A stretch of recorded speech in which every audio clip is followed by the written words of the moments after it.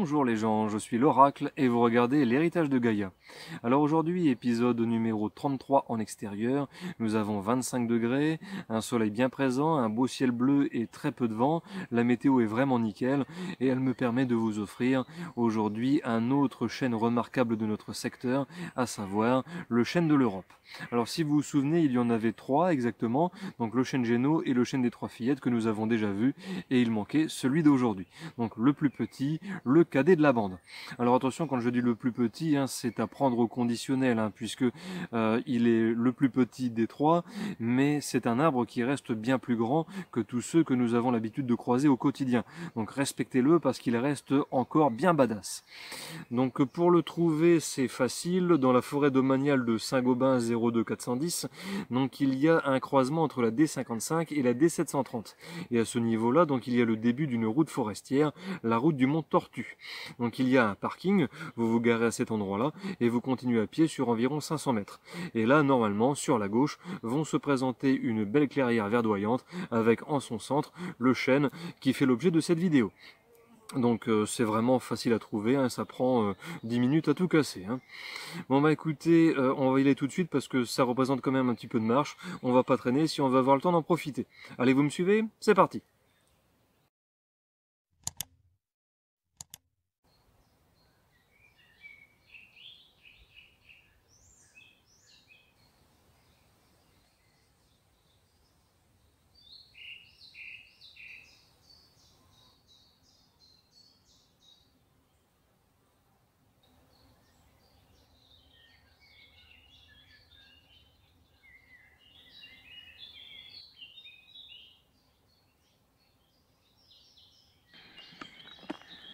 Bon, chers amis, je pense que sur les premières images, vous avez dû apercevoir le panneau qui interdit la circulation des voitures et des cyclomoteurs sur cette route forestière.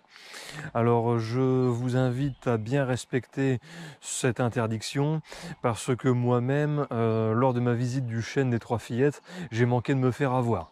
Donc, je faisais juste du repérage, rien de bien méchant, et puis j'ai manqué de me faire verbaliser. Donc, je suis passé à côté de 90 € d'amende, ce qui aurait été un petit peu dommageable. Donc je ne vous le dis pas pour vous moraliser, c'est juste qu'à une époque où tous les prix sont en train de flamber, soi-disant à cause d'une guerre en Ukraine qui a bon dos, voilà, ce serait un petit peu con de se priver de presque 100 balles dans ce genre de circonstances. Donc faites gaffe à vous, n'allez pas ternir d'une amende une sortie qui avait tout pour être agréable. Allez, faites attention à vous.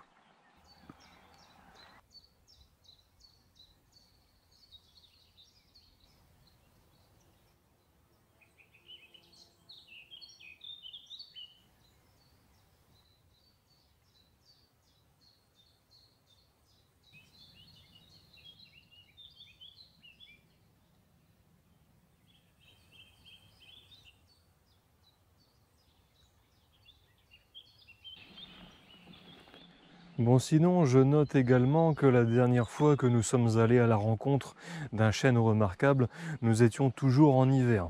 Donc le chêne des Trois Fillettes, par exemple, était dégarni, tout juste en train de se réveiller. On ne voyait même pas encore de bourgeons ou de jeunes feuilles. Donc là, comme vous pouvez le constater, la nature est bien éveillée, c'est verdoyant, c'est généreusement garni de feuilles. Donc là, même si le chêne de l'Europe est plus petit que les autres, il devrait être théoriquement plus avenant, puisque bien touffu et bien fourni en feuilles. Donc ça devrait être un petit peu plus plaisant.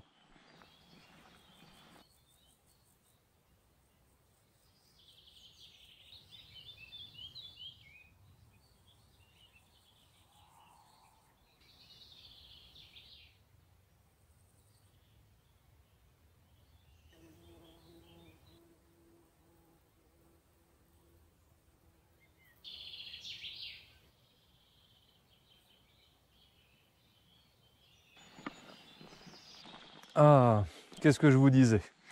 Donc ça fait à peine 10 minutes que nous avons quitté la voiture, que la clairière du chêne de l'Europe se présente sur la gauche, ainsi que je l'avais annoncé.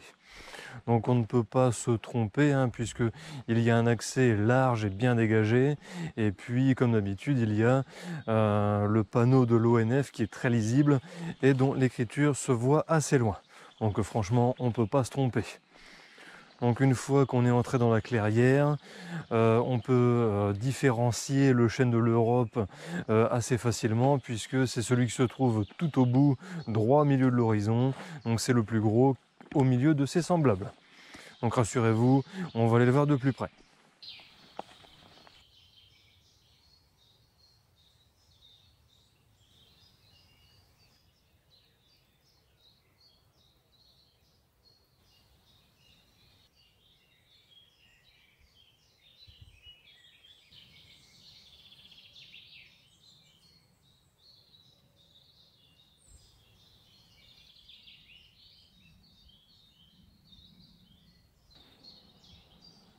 Bon, quoi qu'il en soit, je constate que la clairière qui entoure le chêne de l'Europe est vraiment somptueuse, hein. C'est magnifique, c'est verdoyant, c'est plein de vie, c'est enchanteur.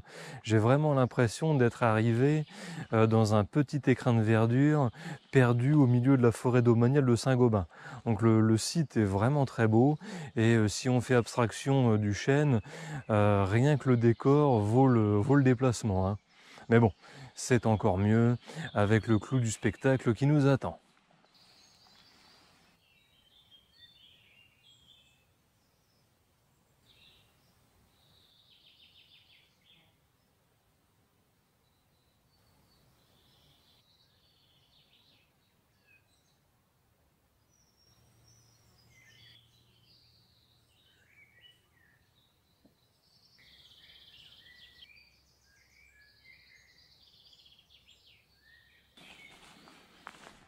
Ah, le voilà enfin, le chêne de l'Europe.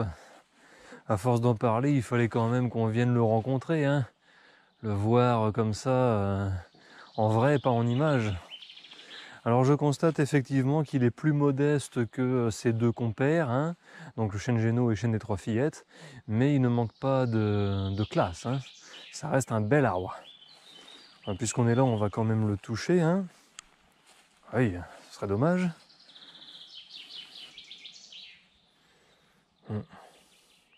Alors je sais que pour certains ça peut paraître théâtral, mais moi à mon niveau, j'ai la sensation de toucher, d'être mis en contact avec une puissance limite divine, pluriséculaire, dont la sagesse dépasse la nôtre.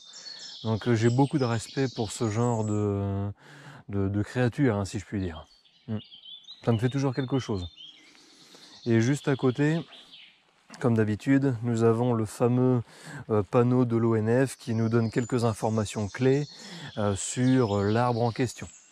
Mais bon, les informations datent un peu, elles datent du 25 mars 90, 3 jours avant ma naissance, donc ça date pas d'hier. Donc on va revenir dessus plus en détail avec des informations plus actuelles. Pour l'heure, on va se contenter de faire le tour de ce puissant tronc. Attention quand même à pas tomber, parce qu'il y a pas mal de branches qui font croche-pied. Quand même pas se blesser maintenant. Bon sinon, je constate que j'étais dans le vrai, hein. Donc un chêne comme ça, en période où il y a justement des feuilles, hein, c'est quand même beaucoup mieux que d'aller voir un chêne quand il fait froid et que les feuilles sont par terre, hein. Donc c'est plus agréable. Mais bon, après, vous connaissez mon point de vue très honnête sur ce genre de position, hein. Vous savez très bien que pour moi, la nature, ça englobe tout, aussi bien ses belles facettes que les mauvaises, hein. Enfin, mauvaises, ça se discute, hein, pour la nature, il n'y a rien de mauvais, hein, surtout quand c'est elle qui le fait. Mais je trouve que ce serait hypocrite de ne pas montrer la nature quand il fait froid, quand il pleut ou quand les arbres sont dégarnis, sous prétexte que c'est moins joli, hein. Donc moi j'essaie de vous montrer les choses telles qu'elles sont, donc sans enjoliver, sans en rajouter, hein. Ça s'apprécie comme c'est. Bon, bah maintenant, on va passer à la présentation de notre nouvel ami.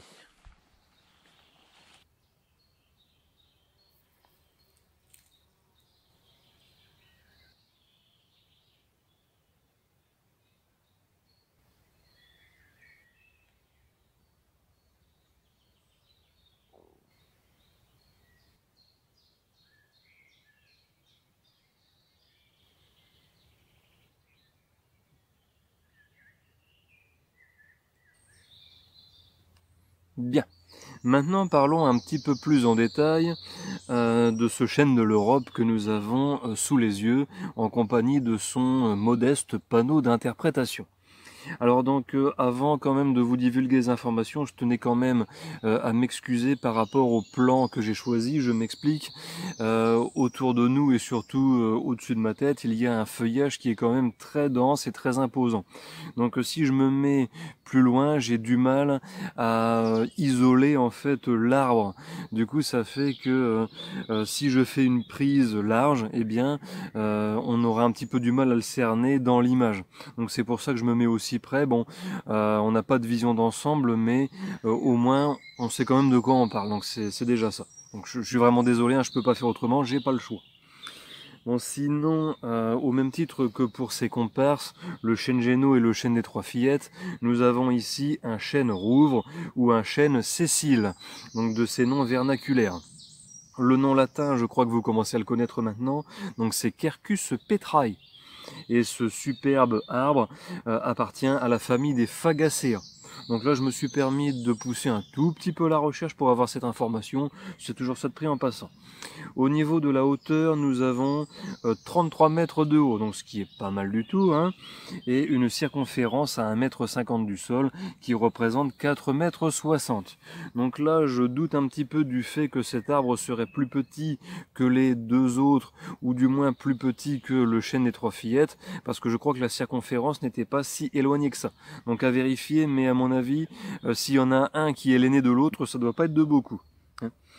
Ensuite, au niveau de la positionnement de l'arbre par rapport à la forêt, nous sommes ici en présence d'un arbre qui est dit isolé. Hein, pourquoi? Parce qu'il est dans une clairière, donc assez loin des autres arbres. Bon, même si la clairière, elle est au milieu de la forêt, hein, mais l'arbre est malgré tout isolé. Hein. Et sinon, je me permets aussi de rajouter, c'est que cette clairière se trouve au nord-est d'Hérancourt. Donc dans la forêt domaniale de Saint-Gobain. Mais bon, ça je l'ai déjà dit, hein, on pouvait le repréciser ici. Sinon, je n'ai pas d'indication concernant le volume de bois que représente le chêne de l'Europe. Donc ça, c'est une information qui m'amusait quelque peu pour les autres arbres, mais là, je ne l'ai pas. Dommage. Et enfin, donc l'information qui m'intéresse le plus, hein, c'est celle qui concerne son âge. Donc sur le panneau d'interprétation que vous pouvez voir à l'écran, donc il y a des informations dessus qui ont été inscrites en 1990. Et bon, du coup, ça date un petit peu, hein. Donc à l'époque, l'âge de l'arbre était estimé entre 210 et 230 ans, soit 220 ans environ. Donc aujourd'hui, je vous apprendrai rien ici, nous sommes en 2022. Bon après, si vous le saviez pas, bon bah voilà, hein, surprise. Ça représente 32 ans de plus que 1990. Donc si je fais 220 plus 32, ça fait 252. Si je fais 2022 moins 252, j'obtiens 1770. Donc là, à l'époque, l'arbre n'était qu'un gland où il était tout juste une toute petite brindille qui sortait du sol. Et nous étions toujours sous le règne d'un certain Louis XV surnommé le Bien-Aimé. Donc 4 ans avant l'avènement du règne de Louis XVI, que vous devez sûrement connaître aussi, et 19 ans avant cette fameuse Révolution française. Donc il n'y avait pas encore de révolution dans l'air, mais ça commençait à sentir le cramer pour tout ce qui était royauté et monarchie en France. Hein. Ah ouais, même les meilleures choses ont une fin. LOL.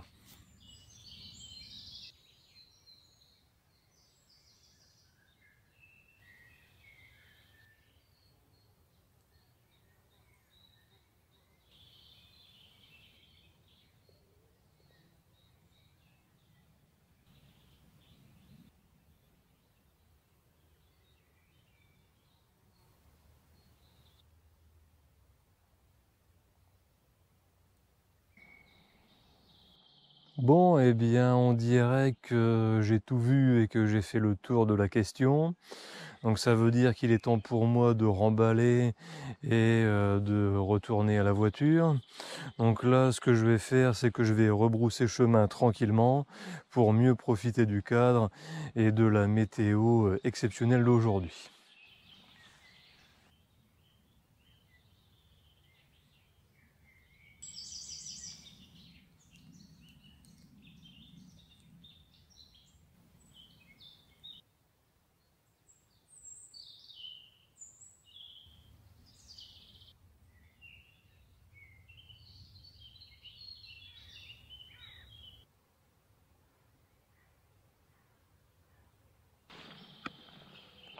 Bon les gens, cet épisode numéro 33 est à présent terminé. J'espère qu'il vous a plu. Bon, moi, je vous avoue, en toute honnêteté, qu'il y a encore très peu de temps, je ne connaissais qu'un seul chêne remarquable sur les 3 que nous avons autour de Chauny, hein. Donc c'était le chêne Génaud. Donc j'ai découvert les 2 autres, donc le chêne des 3 Fillettes et le chêne de l'Europe, en me renseignant sur le secteur pour pouvoir faire cette vidéo et faire avancer ma chaîne. Donc là, je suis vraiment content de les avoir découverts et de les avoir tous vus en vrai, hein. Donc ça, franchement, ça n'a pas de prix. Je retiens également d'aujourd'hui, c'est que j'ai bien aimé le chêne de l'Europe. Je trouve qu'il est vraiment très beau, surtout là comme ça, dans la belle saison avec ses feuilles. Donc le côté verdoyant, tout ça, ça lui rajoute une certaine majesté, hein, j'ai envie de dire. Et j'ai aussi beaucoup aimé le décor qu'il y a autour, hein, qui est enchanteur, mystérieux. J'aime bien cet endroit, donc je reviendrai, hein, ça c'est sûr. Bon, sinon, ceci étant dit, vous connaissez le système. Si vous n'êtes pas encore abonné à la chaîne, je vous invite à franchir le pas. Abonnez-vous, hein. Cliquez sur le bouton s'abonner, activez la cloche pour être informé des dernières nouveautés. Partagez la vidéo, ça permet à la chaîne de grandir et de prendre de l'ampleur. C'est important, hein, si vous voulez d'autres vidéos comme celle d'aujourd'hui. N'hésitez pas à lâcher le petit pouce vers le haut qui fait plaisir et qui motive bien comme il faut. Et puis n'hésitez pas à vous exprimer dans les commentaires, vous savez que vous serez lu. Tiens d'ailleurs, au passage, vous pourriez me dire lequel des 3 chênes vous avez préféré. Bon, moi ça reste le chêne Génaud, mais celui de l'Europe me semble vraiment très sympa. Donc c'est mon top 2, j'ai envie de dire. Sur 3, ça fait pas beaucoup.